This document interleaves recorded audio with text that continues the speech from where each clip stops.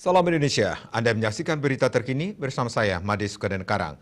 Pandemi COVID-19 yang mewabah sehingga saat ini sangat dirasakan dampaknya oleh masyarakat Kota Denpasar. Tak hanya sektor kesehatan, perekonomian masyarakat juga mengalami goncangan hebat. Karenanya tidak sedikit masyarakat yang beralih profesi dengan menekuni usaha kecil-kecilan.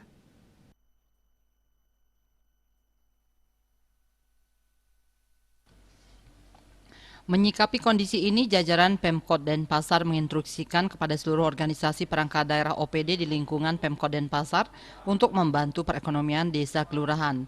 Hal ini dilaksanakan oleh OPD di lingkungan Pemkot Denpasar yang juga berstatus sebagai Bapak Angkat Kebersihan bagi 43 desa kelurahan di Kota Denpasar. Kabag Protokol dan Komunikasi Pimpinan Dewa Gederai mengajak OPD untuk bergotong royong sebagai Bapak Angkat Kebersihan untuk ikut membantu perekonomian desa kelurahan dengan berbelanja di UMKM.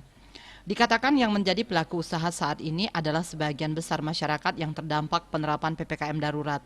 Pihaknya memahami kesulitan perekonomian masyarakat akibat diberlakukan PPKM darurat, tetapi ini adalah untuk kesehatan dan keselamatan bersama.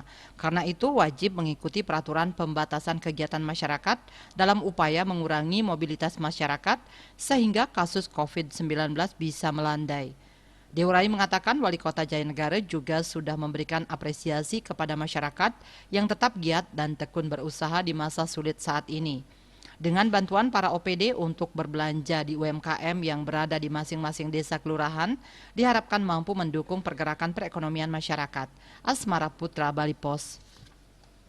Untuk mencegah penyebaran COVID-19, ingat pesan ibu selalu terapkan 3M, wajib memakai masker, mencuci tangan, menjaga jarak, serta hindari kerumunan. Dengan penerapan perilaku 3M, Indonesia segera terbebas virus corona menuju Indonesia maju. Tetaplah bersama Bali TV. Salam Indonesia.